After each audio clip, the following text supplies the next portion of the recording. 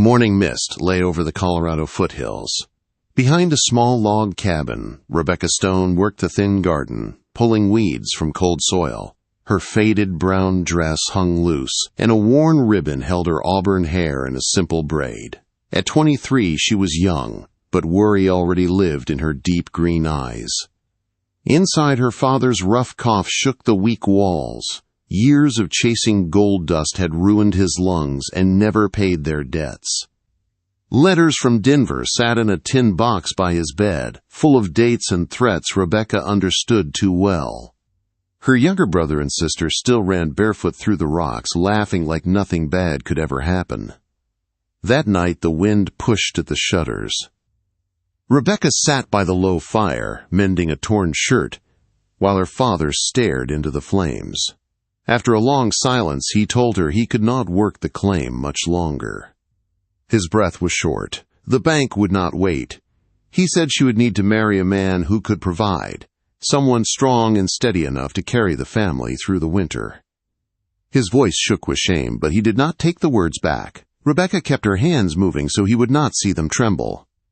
She did not want to be traded because of debt. She wanted love, or at least choice. Yet when she heard his breath catch and saw fear in his eyes, she could not bring herself to argue. When her family slept, she sat alone at the rough table with a stub of candle. A borrowed book lay open before her, full of stories about distant cities and iron railroads. For a little while the words made the cabin feel wider. She imagined a life where she was more than a miner's daughter at the end of a dirt road. A firm knock broke the quiet. It was not timid. It came steady, as if the person outside knew why he stood there. Her father picked up the old rifle and opened the door. A man stood on the porch with frost in his dark beard and moonlight on his shoulders. He was tall and broad, wrapped in a worn leather coat and canvas trousers. Calm blue eyes looked past the rifle into the room. He stepped inside when her father moved back and took off his hat. He said his name was Caleb Walker, a mountain man who held land higher up in the range. Word of their trouble had reached him. He was not rich in gold, he said, but he had steady work, strong hands, and a place of his own. If Rebecca chose to be his wife, he would settle the worst of the debts in Denver and send enough food and wood to keep her family through the winter. He spoke plain and slow, without charm or fine promises. The cabin went quiet. Her brother and sister watched from the ladder with wide eyes. Her father's cough bent him double, and he had to lean against the table. When he asked Caleb what he really wanted, Caleb answered just as steady. He needed a partner, not a doll, a woman who knew how to work and would stand beside him when storms came. He said he had watched Rebecca in town, hauling sacks and arguing for fair prices, keeping her family together when everything pushed against them. He believed she was stronger than this valley would ever admit. Then he added that he would not drag her away. The choice would be hers alone. With that, he set his hat back on his head and stepped out into the night. For the next few days, Pine Ridge buzzed. After church, women whispered about the poor girl the mountain man wanted to marry. Men at the trading post watched Caleb with narrow eyes and muttered that no one rode out of the high country with an offer like that unless he was hiding something. Rebecca heard it all as she bought flour and salt and counted every coin twice. Caleb came by at dusk and sat on the porch rail while the sky turned deep blue. He did not push her for an answer. Instead, he talked about the high country, about deep snow, clear water, and quiet valleys no one from town ever saw. He spoke of railroads cutting across the land, and big companies hunting for untouched timber. And in a low voice, he said the world was changing fast, and a person could either let it crush them or learn to ride with it. If this story is touching your heart already, let me know in the comments where you are watching from and if you have ever gone through something similar. Also tell me what you would like me to improve in future stories. 2 days later, the creditors from Denver arrived. They rode clean horses and wore neat coats. They spoke to her father in flat, hard voices, named the amount he owed, and talked about taking the claim, the cabin, and even the mule if payment did not come soon. When they rode off, Dust settled over the yard, and her father dropped into his chair like a man whose legs could no longer hold him. That night, he told Rebecca that Caleb's offer might be the only way to keep the family together. Without help, the bank would take everything, and the children would likely be split up or sent to the poorhouse. He said he was sorry that his failures had fallen on her shoulders. His eyes shone in the firelight, and his hands shook as he tried to hide how afraid he was. Later, she climbed to the loft and stood before the cracked bit of mirror nailed to the wall. A tired young woman looked back at her, jaw tight, eyes shadowed from too many late nights. She was no longer a girl who could wait for life to be kind. She lay awake listening to the wind claw at the roof and the sound of her father's labored breathing below, and every path she imagined circled back to the same hard truth. At dawn, the peaks turned pale gold under a thin, cold sky. When she stepped onto the porch, Caleb was already there beside a small wagon stacked with sacks and crates. 2 strong horses stamped and blew steam into the chill air. Her brother and sister huddled in the doorway. Her father leaned against the frame, his shoulders bowed, his eyes fixed on her face. Rebecca's heart pulled in 2 directions. Fear and duty tugged her back toward the doorway, while a thin, bright line of hope tugged her toward the wagon and the unknown. She walked down the steps until she stood in front of Caleb. His face was steady and quiet. He did not smile wide or look away. He simply waited for her answer. She told him she would go with him as his wife. Caleb nodded once, as if he understood what it cost her to say those words, and held out his hand. His palm was rough and warm as he helped her onto the worn wooden seat. The wagon wheels creaked as they rolled away from the only home she had ever known, the cabin shrinking behind them until it was just a dark shape against the sky. Ahead, a narrow trail climbed toward the high country. The higher they went, the colder the air became, and tall, dark pines closed in around them like watching giants. Rebecca pulled her shawl tight and stared at the distant peaks. She had married a man who seemed as poor as any miner, for the sake of her family and a small piece of her own hope, and as the wagon rattled deeper into the mountains and the town vanished from sight, a strange feeling settled over her, as if the land itself were holding its breath, waiting to reveal a secret about Caleb Walker and the life he was leading her toward. For 2 days, the trail kept climbing into the high country. The air turned thin and sharp, and every breath felt like it had to fight its way into Rebecca's lungs. Pines crowded the narrow path, and cliffs rose on one side like gray stone walls. Caleb guided the horses with an easy grip on the reins, saying little, his eyes always moving over sky, rock, and trees. They stopped beside a narrow creek to rest the team. Caleb built a small fire and a few careful moves, as if he could do it in his sleep. Rebecca sat on a flat rock with dry bread in her hands and watched him. He looked like any poor mountain man in his patched coat, but nothing about him felt careless. Every rope, every buckle, every step he took seemed neat and planned. That night they slept under canvas, stretched from the wagon to a pine. The stars burned cold above them. Rebecca lay awake listening to the horses shift and the fire sink to coals. Doubt pressed at her. She had tied her life to a man she hardly knew. But then she pictured her father's cough and her brother and sister curled together on their narrow bed, and she reminded herself that she had chosen this path for them. That choice still felt solid in her chest. On the 3rd morning, the land changed. The thick pines thinned into gray rock and scattered aspen, their white trunks bright against the slope. The wagon jolted and creaked over rough ground. More than once, Caleb climbed down to steady a wheel, or walked beside the horses around a sharp turn. A hard wind rushed down from the peaks, snapping at Rebecca's shawl and reddening her cheeks. She studied him as he worked. His coat was worn, but his boots were sound and strong. He spoke to the horses in low, steady tones like a man used to training good stock. When he paused to scan the ridges, his shoulders squared in a way that did not look like a drifter hunting work. It looked like a man checking on something that already belonged to him. Late in the afternoon, they reached a narrow pass between 2 walls of stone. The sky beyond it glowed a softer blue. Caleb drew the team to a stop. The wagon swayed as he stood there with the reins in his hands, not moving, not speaking. Rebecca asked if something was wrong. He said the roughest part of the road was behind them, but the next hill would change everything.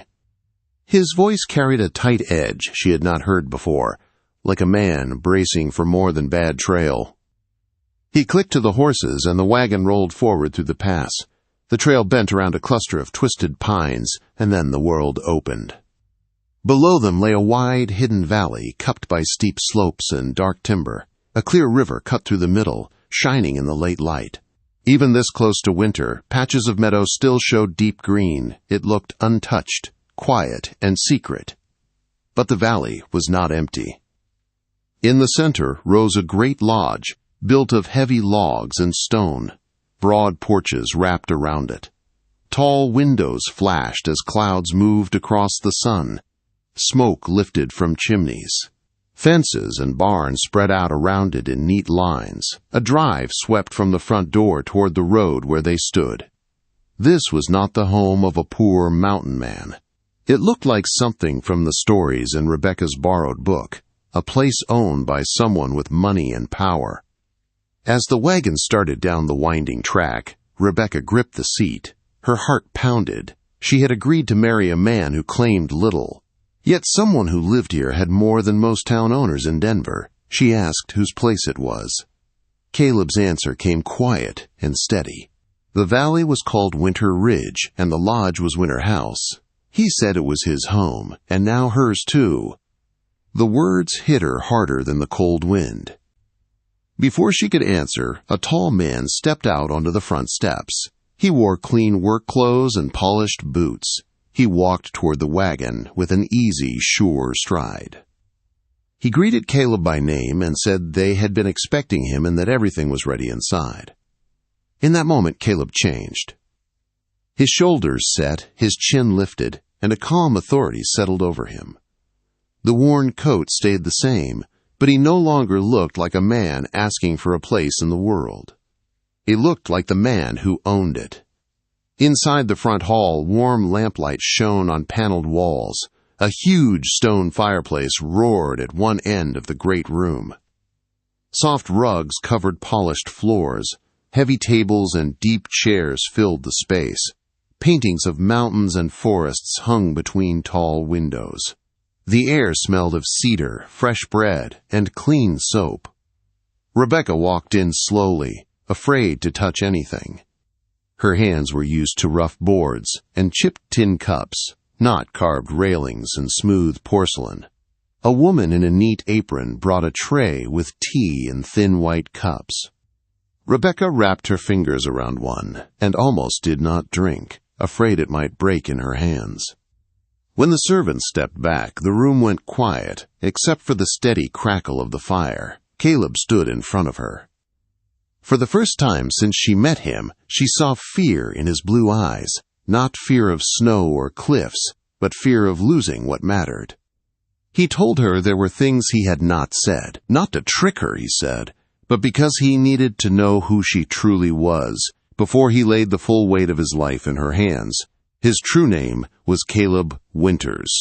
His father had built a timber company that owned forests, mills, and this valley. When his father died, the business and Winter House passed to him.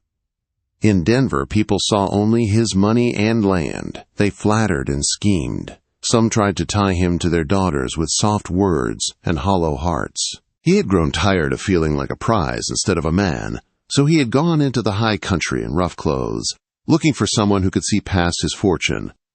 Rebecca listened in silence. Heat rose in her cheeks. She had married him for duty, and because she sensed a steadiness in him. Now she learned that steadiness carried more power than she ever guessed. She did not know whether to feel grateful that her hard choice led here, or angry that he had hidden so much. She asked why he chose her out of all the women he could have had. Caleb said he had watched how she fought for fair weight at the trading post, how she shielded her brother and sister from harsh words, how she met every hardship with a straight back. He said he needed a wife who would stand beside him when others tried to carve up his land and steer his life. Then he told her he would keep his promise either way. If, now that she knew the truth, she chose not to stay, he would still settle her father's debts and make sure the cabin and claim stayed in her family. Rebecca turned toward the fire and watched the flames move over the logs. She thought of her father's cough, her brother and sister's thin arms, the little garden in rocky soil. She thought of this valley, strong and quiet, and the man waiting behind her without his mask. Her heart hurt, but beneath the hurt she felt the same stubborn strength that had carried her through every hard year. She faced him and said she did not need a rich man, but she did need an honest one. Now that the truth was in the open, she would stay. Together they would face whatever storms came to Winter Ridge, whether from the wild peaks or from the fine streets of Denver. The first days at Winter House passed in a blur. Rebecca learned the paths of the Great Lodge, the soft creak of its stairways, and the way the valley held quiet like a blessing. Servants watched her with careful curiosity, unsure whether to treat her as guest or mistress. Caleb kept his word. He walked the land with her, showing her the mill road, the bunkhouses, the barns, the small school he had begun for workers, children. He listened when she asked questions about wages and housing. When she pointed out a drafty wall or a weak roof, he did not brush her aside. He wrote notes and told the foreman to see to it. For a moment she began to believe that this strange new life might find a steady shape. Then, one sharp afternoon, a carriage rolled up the drive with too much polish and not enough dust. Dark horses stamped on the packed earth. A woman stepped out, wrapped in a deep blue traveling cloak, her hair pinned neat as a pin, her gray eyes cold and sharp. Caleb went stiff beside Rebecca. He greeted the woman as his aunt, Catherine Winters. With her came two men in fine city suits. Their boots were clean, their collars stiff, and they wore the look of men who measured the world in profit and loss. Inside, the great room filled with voices that did not belong to the valley. Catherine looked Rebecca over from head to toe, not rude, but not kind either. She called her a surprise. She asked if Caleb had truly married without consulting the board. The word board hung in the air like a storm cloud. One of the suited men explained in slick, careful tones that the Winters Timber Company was on the edge of something big. There were offers on the table, contracts for development, plans that could triple their wealth if they cleared more forest, opened more roads, and partnered with powerful investors from back east. Catherine pressed each word like a weight. For such things, she said, Caleb must present a proper image. A solid, respectable marriage to a woman suited for Denver drawing rooms. Someone from a known family with polished manners, not a mountain girl with dirt still under her nails. Rebecca felt the sting of those words, but she kept her chin lifted. Caleb stepped closer to her and said she was his wife and his choice. Catherine's smile did not reach her eyes. She simply said that choices had consequences, and the board would not risk the company's future for a marriage made in the backwoods. That night, Rebecca lay awake in a room that felt far too grand for sleep. The mattress was soft, the blankets thick, yet her stomach felt tight. Through the window, she could see the valley washed in silver light, peaceful and still. But inside these walls, something sharp and ugly was forming. In the morning, she went looking for Caleb and heard raised voices behind a half-open door. Catherine's tone cut through the hall. She called Rebecca unsuitable, untrained, a burden that would drag Caleb down in Denver society. She warned that investors would walk away if he clung to a woman with no name and no money. Caleb's voice came back rough with anger. He said he would not trade his wife for contracts, that he was not a piece on a board to be moved for someone else's gain. Catherine answered that he was being naive.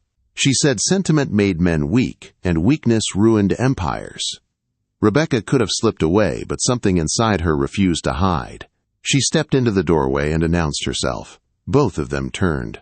Startled, her hands shook, but her voice stayed steady as she said that if they were going to weigh her like a bolt of cloth, she had the right to stand on the scale. Catherine's brows rose in thin surprise. She said this was business, that if Rebecca truly cared for Caleb, she would step aside and let him secure the company's future. Rebecca looked her straight in the eye and said that what Caleb needed was not a perfect hostess, but someone who would stand beside him when others tried to tear his home apart. For a moment the room went very still. Caleb looked at her with something like awe. Catherine's eyes cooled. She said there was one simple way to see whether Rebecca could stand the pressure of Caleb's world. The governor's reception in Denver was 1 week away. All the powerful men and women of the territory would be there. If Rebecca could walk into that room, hold her head up, and not crumble under judgment, Catherine said she would at least listen. It was not a kind offer. It was a test meant to break her.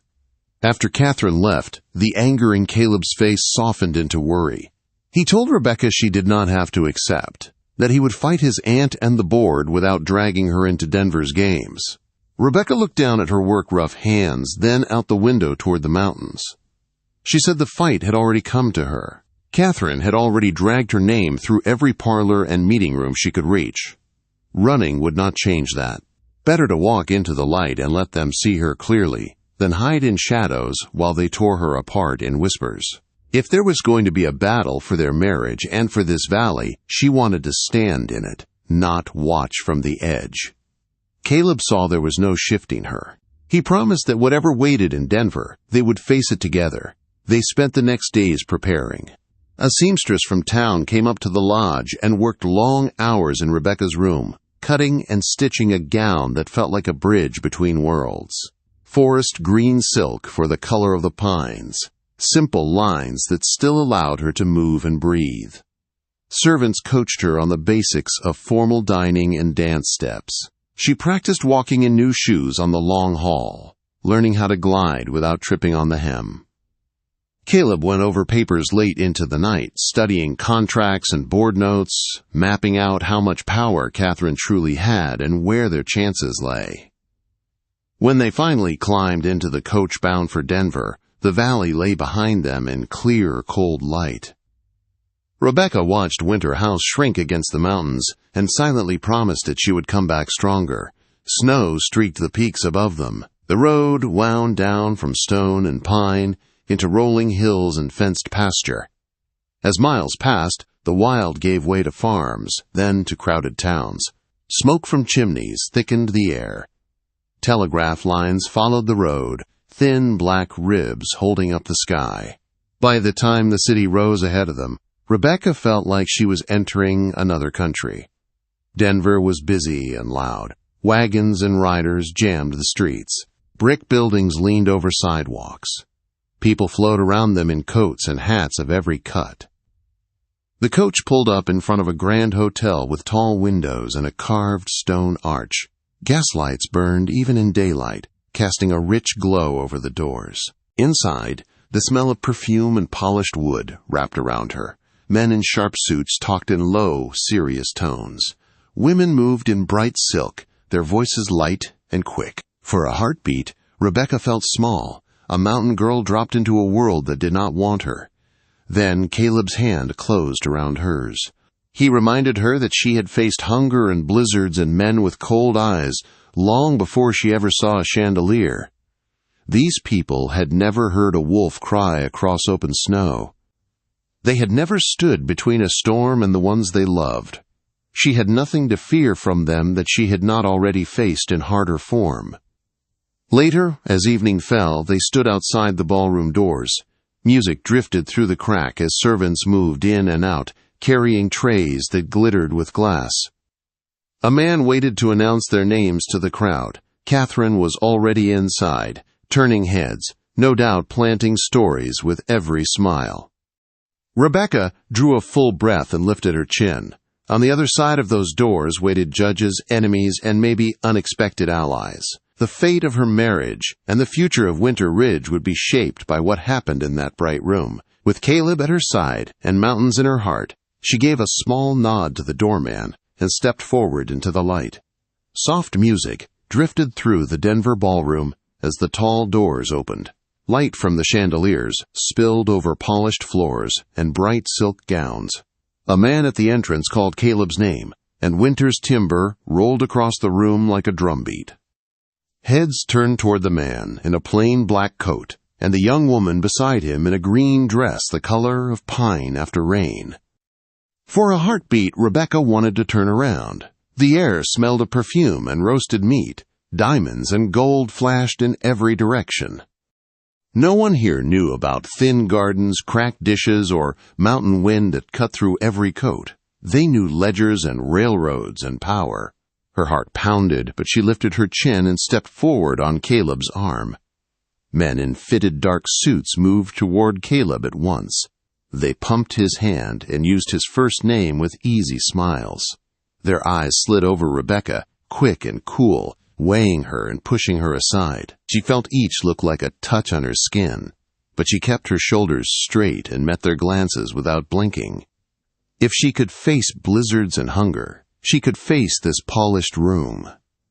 Catherine appeared from the crowd, wrapped in deep red silk, gray eyes sharp over a smooth smile. She greeted Caleb warmly, then let her gaze travel over Rebecca from boots to hair. In a tone just loud enough to carry, she remarked that a mountain girl could be made almost presentable with enough work. A few nearby women smirked behind their fans, waiting for Rebecca to flinch. Rebecca thanked her for sending the dressmaker and said she cared more about strong cloth and straight seams than fancy city ruffles. The words were simple, but they did not bend. One or two of the men hid quick smiles. A thin line appeared at the corner of Catherine's mouth. The blow she had planned had not landed where she hoped. Catherine brought forward a tall man with silver at his temples and polished manners. He was a major investor in a company that wanted deep cutting rights in the winter's forests. He praised progress and jobs and spoke of fortunes to be made in the high country. Then he turned to Rebecca with a pleasant look that never reached his eyes and asked if someone from a tiny settlement could really understand such plans. Rebecca thought of hills stripped bare, brown water, and cabins taken by slides. In a steady voice, she said she understood what happened when too many trees came down too fast. She talked about springs that turned muddy, roads that washed away, and families who paid the price when storms hit cut land. She did not raise her voice. She simply laid down what she had seen with her own eyes. The small circle around them went quiet. The investor's smile thinned. Into that silence stepped another voice, warm and sure. The governor had come close enough to listen. He greeted Caleb, then took Rebecca's hand with respect.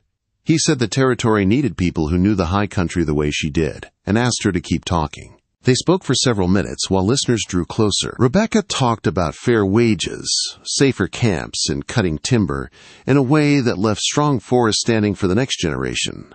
The governor listened and agreed more than once. The feel of the room shifted slightly toward her. Men who had ignored her now watched with careful interest.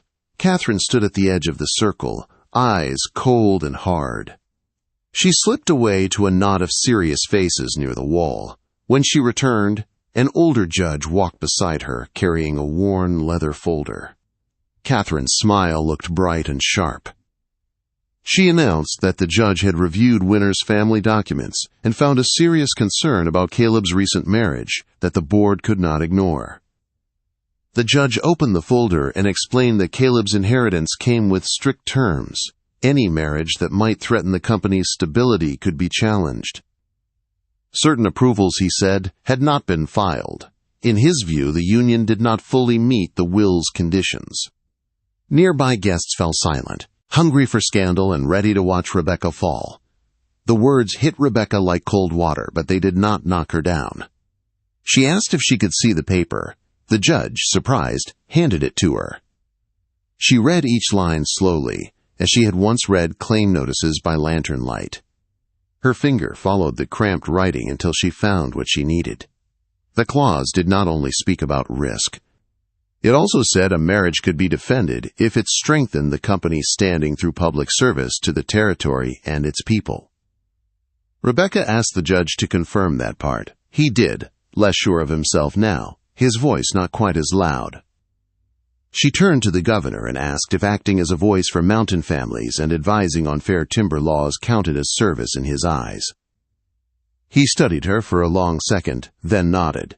He said he had already been thinking of such a role, and that her words tonight had settled it.